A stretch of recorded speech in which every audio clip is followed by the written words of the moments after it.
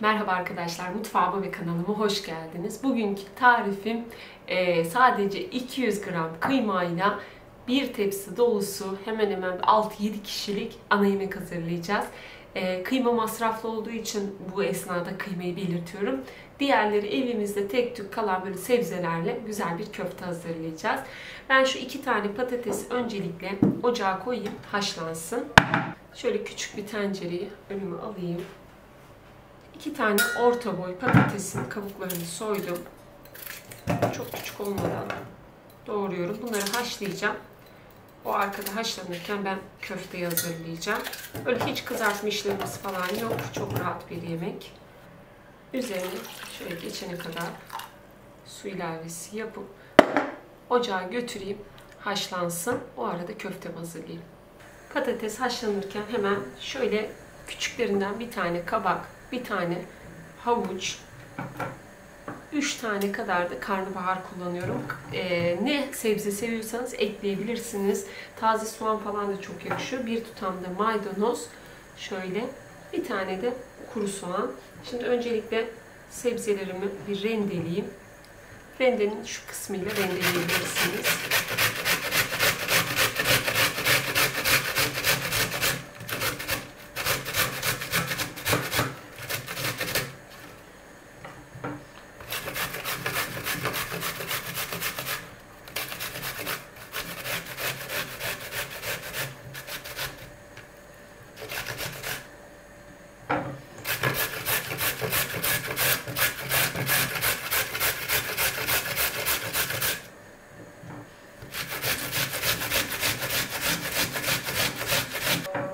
Sebzeleri ve soğanı rendeledikten sonra küçük yeriyle 2 diş de sarımsak rendeliyorum.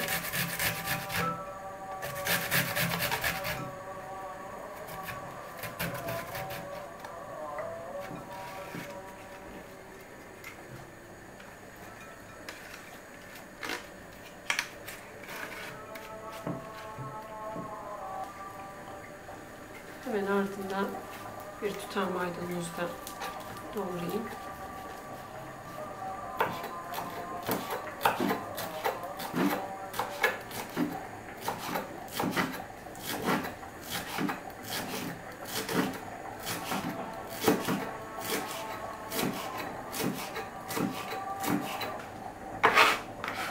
Maydanozdan içine katıyorum.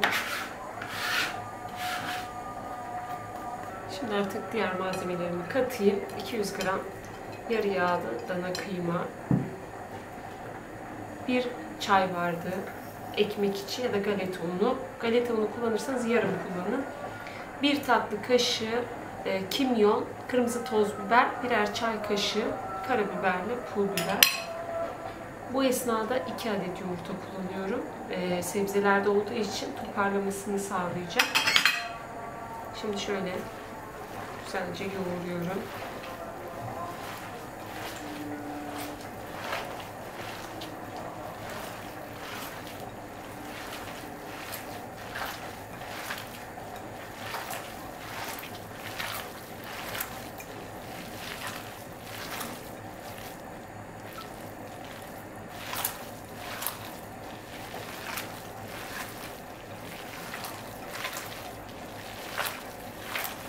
Köfteyi yoğurdum. Yaparken dikkat etmeniz gereken nokta, kıymayı az kullandığımız için bu sefer sebzeleri çok abartırsanız toplayamazsınız. Şöyle elinize aldığınızda şu şekilde top olması lazım.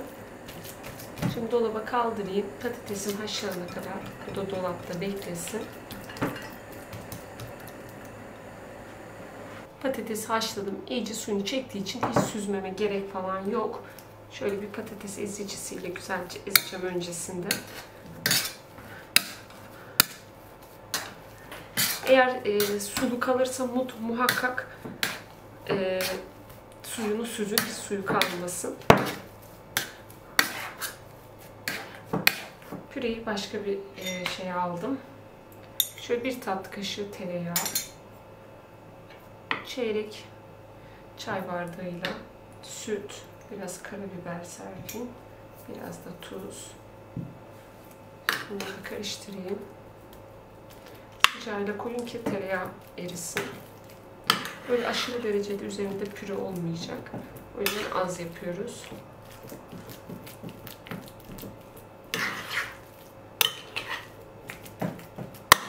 Püremiz de hazır artık. Şimdi bunu kenara alayım.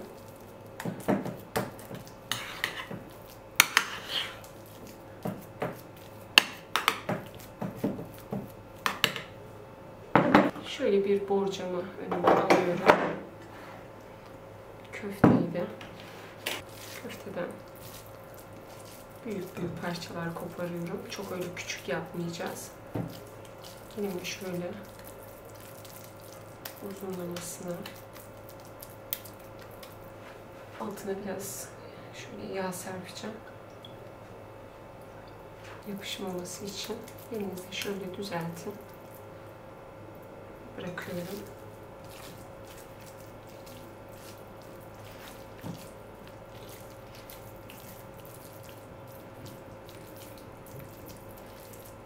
Sebzelerden dolayı birazcık böyle sulanıyor.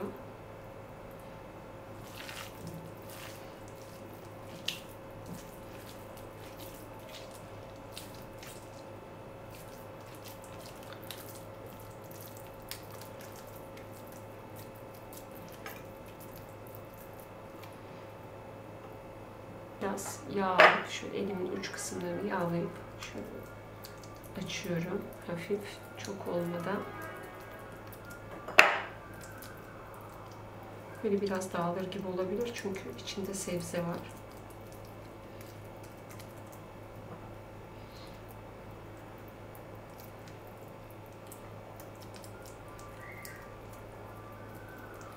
Çok değil, hafif.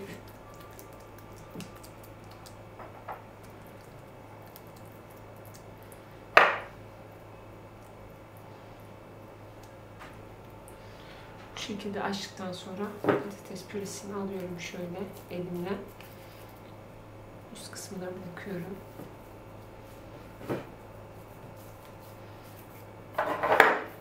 Bu şekilde.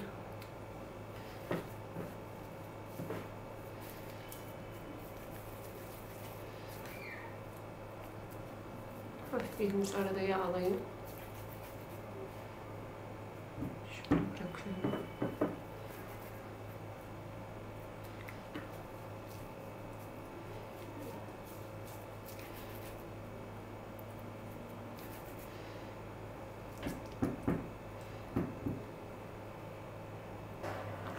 Yemeğimi şöyle kenara alayım. Bir su bardağına biraz daha az suyun içine şöyle bir tatlı kaşığı dolu dolu domates salçası. 2 yemek kaşığı kadar da sıvı yağ. Bunları güzelce bir çırpayım. Hazırladığım sos üzerine birer yemek kaşığı şeklinde döküyorum.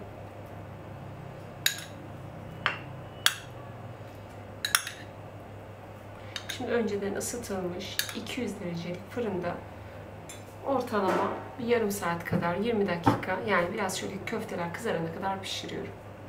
Yemeği fırından çıkardım, hemen servis tabağına alayım.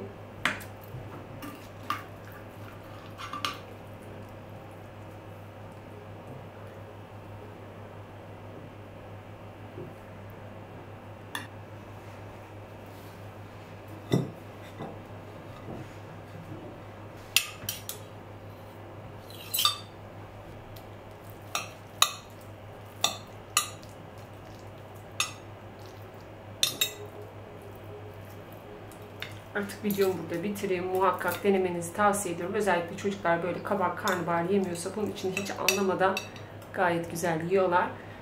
1'den 10'a kadar videonun yorum kısmına puanlarınızı bekliyorum. Eğer kanalıma abone değilseniz abone olup ufak da olsa bir yorum bırakmayı unutmayın.